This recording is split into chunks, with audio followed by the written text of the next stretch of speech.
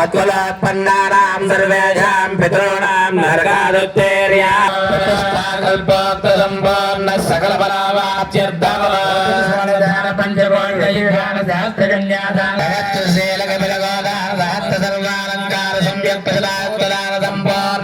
सकलफलावाप्त्यर्थः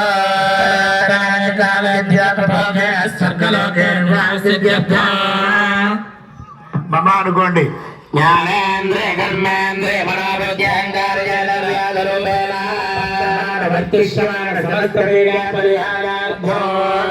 మమ అనుకోండి.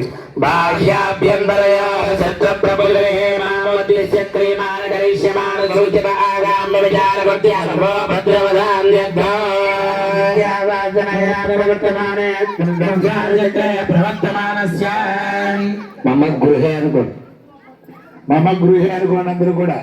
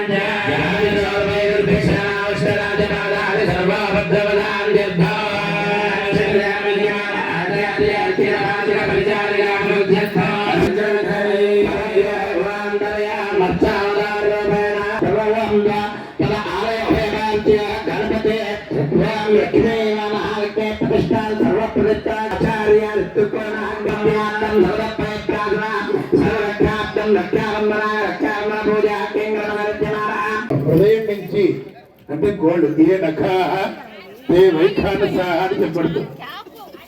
ఆయన యొక్క హృదయం నుంచి వికనసుడు అనేటువంటి ఒక మహర్షి ఉద్భవించాడు. ఆయన ఉన్నట్ట ఆ వికనముని. ఆయన తండ్రి ఎందుకు నన్ను పుట్టించామని అడిగాడు. అడిగితే అప్పటికే ఆయన నాలుగు జన్మల నుంచి ఉద్భవించిన బ్రహ్మగారు సృష్టి అంతా కూడా చేశారు. ఇది సాయం అంటే 7 మనువుల కాలం పూర్తయి 7వ మనువు కాలంలో మనందరం కూడా ఉన్నాం. మొదటి మనువు కాలంలో ఈ విఘ్నముని ఉద్భవించాడు. ఆ ఉద్భవించినటువంటి స్వామి ఎందుకు నన్ను పుట్టించారు అని అడిగట. అడిగితే చెప్పాట, నేను భక్తులందరికీ కూడా దగ్గరగా ఉండి అందించి ఒక విధానాన్ని చెప్పండి అని అడిగాడు. అప్పుడు వీళ్ళిద్దరూ ఆలోచించి 4 లక్షల యొక్క గ్రంథ ప్రమాణాన్ని ఆధారంగా తీసుకుని దాని ప్రకారం దేవాలయ నిర్మాణం, అలాగే ఆ నిర్మాణం యొక్క విగ్రహం చెప్పాడు.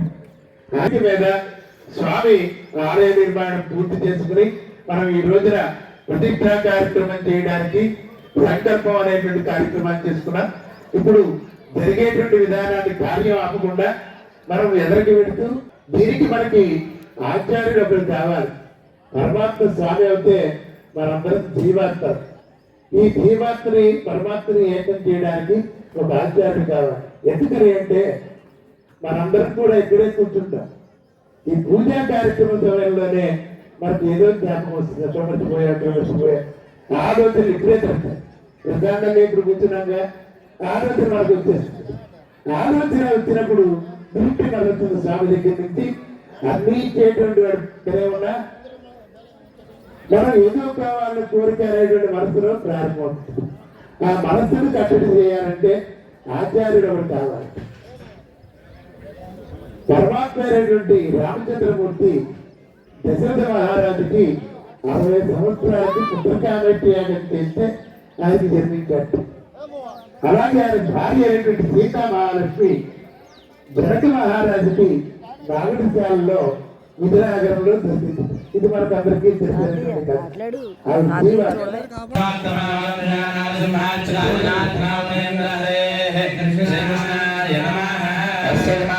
పూర్వోక్త సంయోజమానానాం నిర్వేదాం భక్తజనానాం కుటుంబానాం క్షేమస్తే నిర్విజయాభయారోగ్య ఐశ్వర్యాభివృద్ధ్యర్థం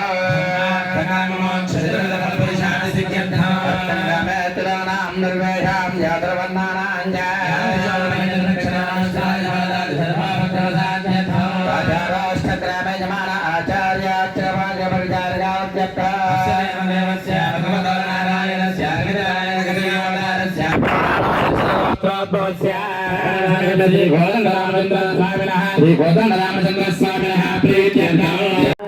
శ్రీకృష్ణాయ నమః.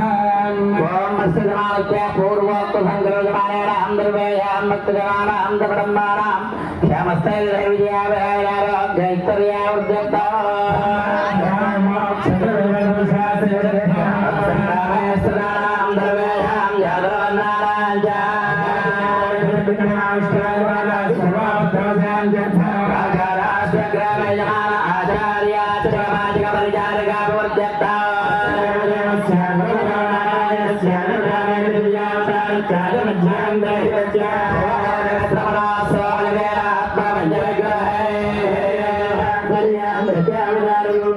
విష్ణు